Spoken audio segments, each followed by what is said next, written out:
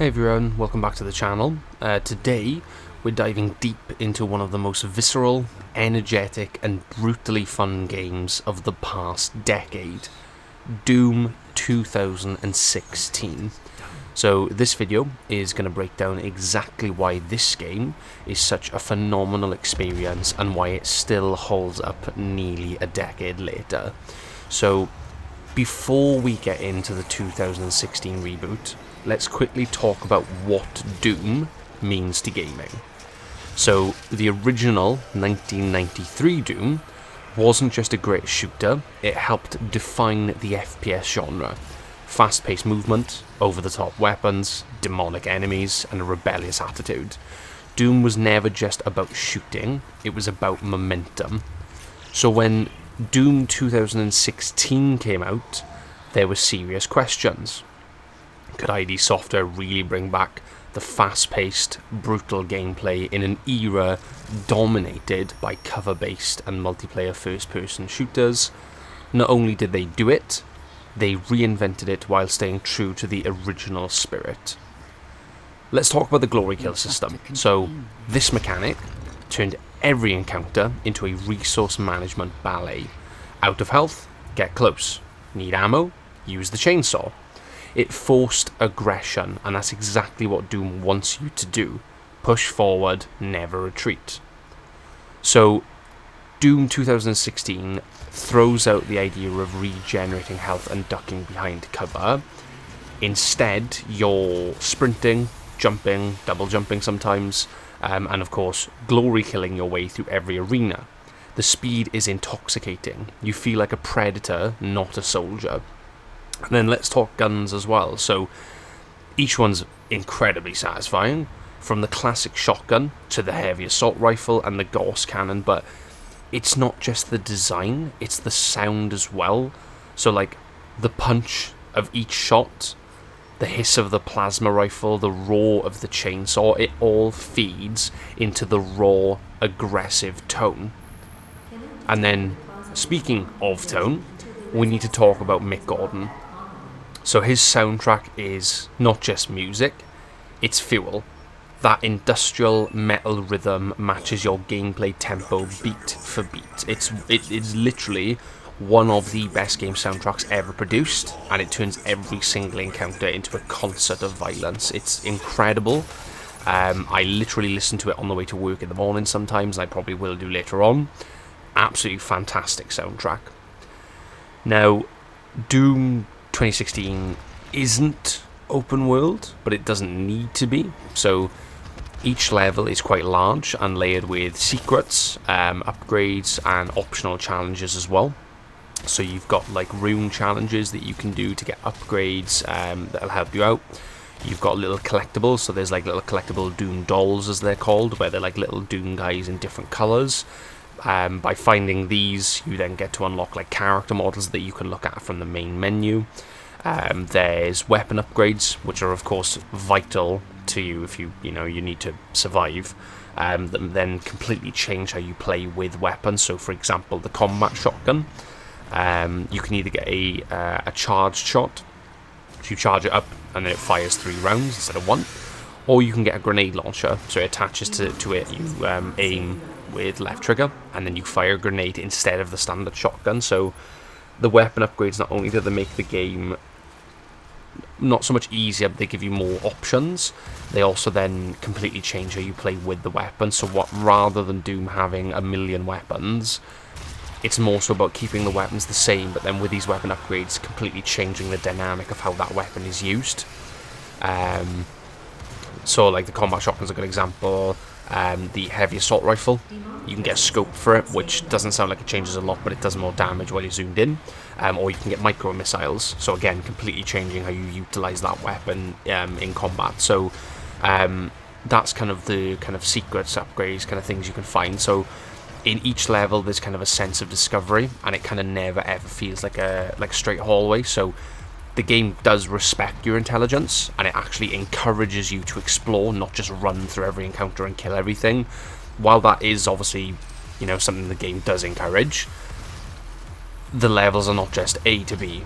there's a lot in between that you can find. Like some levels have quite a bit of verticality to them, so it's not just straight like back and forth, it's up and down as well.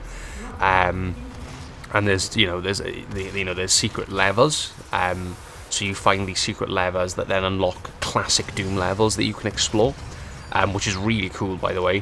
So that's like another collectible, and those are super hidden. Like they're really, really hidden because they're like super out of the way. So the game really does kind of reward your sense of curiosity, and like I said, it does have a massive sense of discovery, and it never feels like a straight hallway. So the game respects your intelligence. It does encourage you to actually go out, explore, find these secrets, not just run through every encounter and kill every demon. While that is the main part of the game, that's not the only facet we've got here. So it does encourage you to look around as well. So Doom 2016 looks incredible, even today, and the art direction is kind of grimy, brutal, and mechanical. So environments are drenched in hellish tones, so the UAC facilities are a blend of sci-fi precision meets demonic corruption. So every location feels intense and memorable. So it's like, especially when you actually start teleporting back and forth from hell in the main story. Those environments are incredible to look at, and whoever designed those did an incredibly fantastic job because they look amazing. They're absolutely incredible locations. They look brilliant, and even even the UAC ones as well. Like the sci-fi precision, because they're clean, pristine, but then all of a sudden you've got these demonic gore nests, and there's blood everywhere, there's bodies everywhere, there's demons all over the place. They are cool, but for me, the hell locations, the actual locations in hell, are absolutely second to none. They look absolutely phenomenal. And from the stone and the massive kind of skeletal fossils, and the fire and the braziers and everywhere, and it just looks incredible. So every location feels intense, and every location is very memorable as well. So it's a fantastic looking game. And then speaking of things like that, so the enemy design as well in Doom 2016 is a masterclass in variety. So you've got imps, revenants, mancubi, and they all demand kind of different responses. The game forces you to change tactics constantly, and the AI is aggressive and fast, keeping you alert at all times.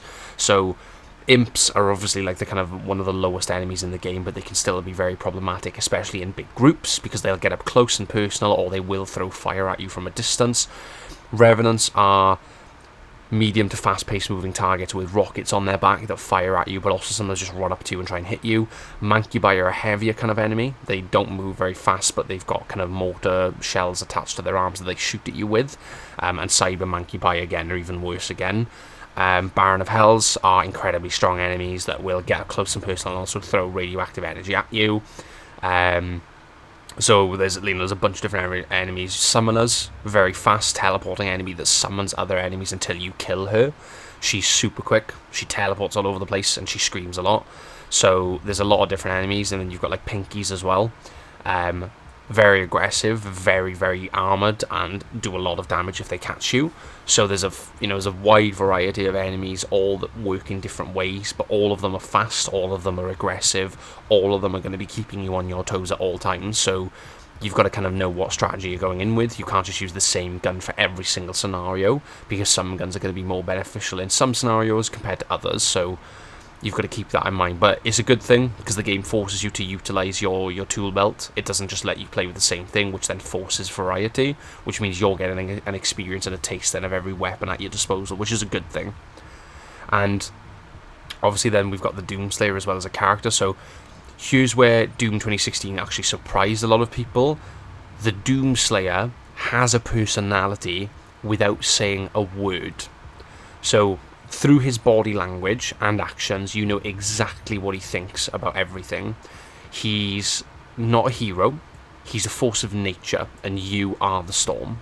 So it's another cool facet of the game. He doesn't speak, but through how he does things and his actions and cutscenes, you know exactly kind of what he's thinking, and it's just brilliant. It's absolutely incredible.